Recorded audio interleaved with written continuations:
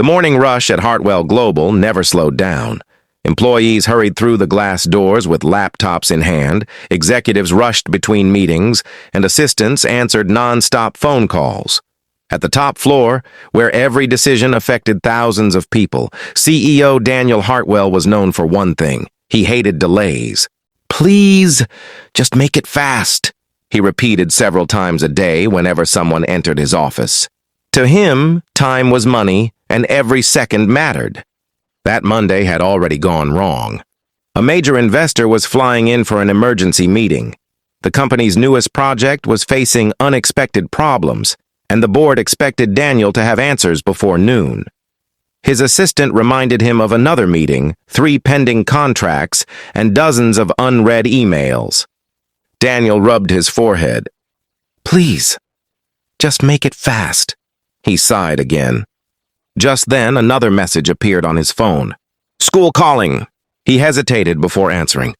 "Mr. Hartwell," the teacher said gently, "your daughter Emma isn't feeling well. She's asking for you." Daniel closed his eyes for a moment. As a widowed father, Emma was the only family he had left.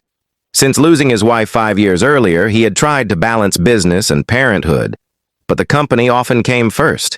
He loved his daughter deeply, yet he constantly felt guilty for missing school events, bedtime stories, and simple moments together. "I'll send someone," he replied quietly. There was a brief silence. "She specifically asked for you." Daniel looked through the glass wall of his office.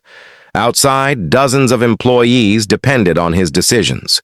Investors were arriving within hours. I'll try." He ended the call, but the guilt stayed with him. Minutes later, another interruption came. Security informed him that a maintenance worker had entered the executive floor to repair a broken air conditioning unit. Daniel frowned.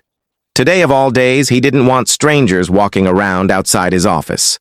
As he stepped into the hallway, he noticed the worker carrying a heavy toolbox. The man looked exhausted, his uniform slightly worn, but he moved with quiet determination. Before climbing the ladder, he carefully checked his phone. On the lock screen was a smiling little girl hugging him tightly. For a brief second, Daniel recognized something in that picture, a father's love. Without realizing it, he paused. He had no idea that this ordinary worker and his daughter were about to teach him a lesson that no business school, board meeting, or billion-dollar deal ever could. The maintenance worker introduced himself as Michael Carter and politely nodded to the receptionist before getting to work. He wasn't interested in the expensive artwork on the walls or the luxurious offices around him. His focus stayed on the faulty air conditioning unit that had been causing complaints all morning. Daniel watched him for a moment before returning to his office. Within minutes, another problem landed on his desk. The investor's flight had arrived early. The legal department needed his approval on revised contracts, and a marketing executive was waiting outside for a signature. Everything seemed to demand his attention at once. "Let's move," Daniel said impatiently. "Please, just make it fast." Outside, Michael worked carefully instead of rushing. He inspected every wire, tested the electrical panel twice, and replaced a damaged component that could have caused a much bigger failure later. A young office assistant standing nearby looked frustrated. "Can't you finish a little quicker?" she asked. "The CEO hates delays." Michael smiled politely. "I understand," he replied. "But when people depend on your work, doing it right is more important than doing it fast." His calm answer caught Daniel's attention through the open office door. A few minutes later, the lights on the executive floor suddenly flickered. Several employees looked up nervously, afraid the power would go out during the investor meeting. Michael immediately climbed down the ladder and checked another electrical panel. "If I had rushed earlier," he explained, "this entire floor could have lost power." Within minutes, everything was working perfectly again. Daniel stepped outside. "I'll admit," he said, "I expected this to take half the time." Michael closed his toolbox. "Maybe," he answered with a respectful smile, "but then I'd probably be back tomorrow fixing the same problem." For the first time that day, Daniel had nothing to say. There was something unusual about the man's confidence. He didn't speak like someone trying to impress anyone. He simply believed in doing honest work well, even if nobody noticed. As Michael prepared to leave, his phone buzzed. He glanced at the screen, and the warmth in his expression instantly changed. It was a message from his daughter's school. Reminder, parent appreciation. Assembly begins at 2 p.m. Emily keeps asking if you'll be there. Michael quietly slipped the phone back into his pocket and looked at his work schedule. 3 more repair jobs had been assigned before the end of the day. He took a slow breath. Missing those jobs meant losing part of his daily wages. But missing his daughter's special day was something he couldn't earn back later. Standing a few feet away, Daniel unknowingly witnessed the difficult choice written across the father's face.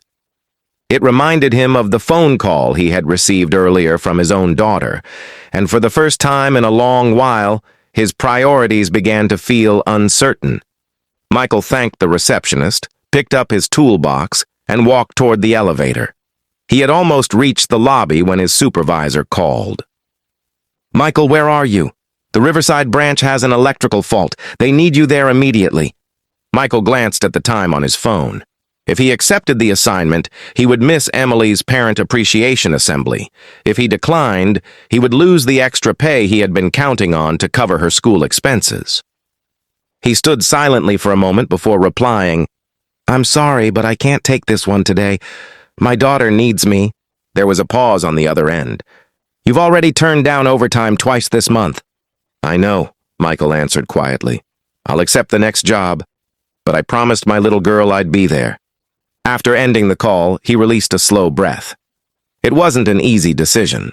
Every paycheck mattered when you were raising a child alone, but some promises mattered even more. Unaware that Daniel had followed him into the lobby, Michael sat on a bench for a minute and opened the lunchbox he had packed early that morning. Inside was a simple sandwich and an apple. Before taking a bite, he smiled at a folded piece of paper tucked beneath the sandwich. It was a handwritten note from Emily. "Good luck at work, Dad. Thank you for fixing everything. You're my hero. Please don't miss today. I love you." Michael read the note twice before carefully folding it and placing it back inside the lunchbox. The smile on his face was small, but genuine. From a distance, Daniel couldn't stop looking at the note. His thoughts drifted to Emma. He suddenly realized he couldn't remember the last time he had attended one of her school events. There had always been another meeting, another client, another emergency that seemed more important at the time. His phone vibrated again. It was another message from Emma's teacher. "The program starts in less than an hour. Emma is still looking toward the door, hoping you'll come." Daniel stared at the screen without moving. The conference room upstairs was already filling with investors. Months of preparation had led to this meeting, and everyone expected the CEO to lead it. His assistant hurried into the lobby. "Mr. Hartwell, everyone's waiting for you."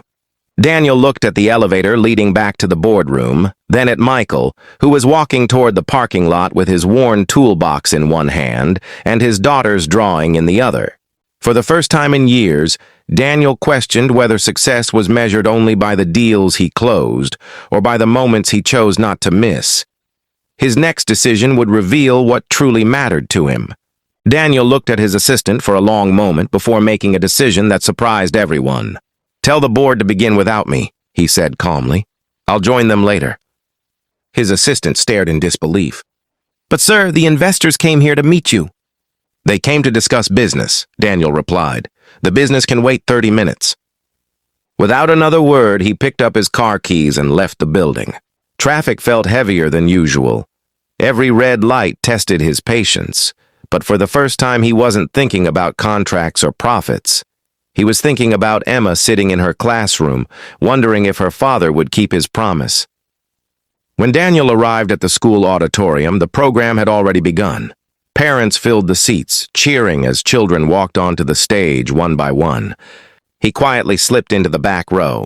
Emma was standing with her classmates, scanning the audience. The moment she spotted him, her face lit up with the biggest smile he had seen in years. She waved excitedly, and Daniel smiled back, feeling a weight lift from his heart. After the performance, Emma ran into his arms. "You came," she said, hugging him tightly. "I almost didn't," Daniel admitted, "but I'm so glad I did." Across the hallway, he noticed another familiar face. Michael stood proudly beside his daughter, Emily, applauding as she showed him the handmade certificate she had received. Their clothes were simple, and neither of them looked wealthy, but the happiness between them was impossible to miss. Michael noticed Daniel and offered a polite smile. "I'm glad you made it," he said. Daniel nodded. "I almost let work become another excuse." Michael shrugged gently. "My daughter won't remember how many jobs I finished today," he said. "She'll remember whether I was here." Those words stayed with Daniel long after they left the school. The following Monday, Daniel introduced a new policy at Hartwell Global. Employees would be encouraged to attend important family events without fear of being judged or penalized. Productivity mattered, he explained, but people mattered more. Months later, the company continued to grow, but something else had changed as well. The office felt warmer, employees were more loyal, and Daniel no longer ended every conversation with, "Please, just make it fast." Instead, he asked a different question. "Is it the right thing to do?" Sometimes the most valuable lesson doesn't come from a boardroom or a business book. It comes from watching an ordinary parent keep a promise to a child. Success may build a career, but love, presence, and integrity are what build a meaningful life.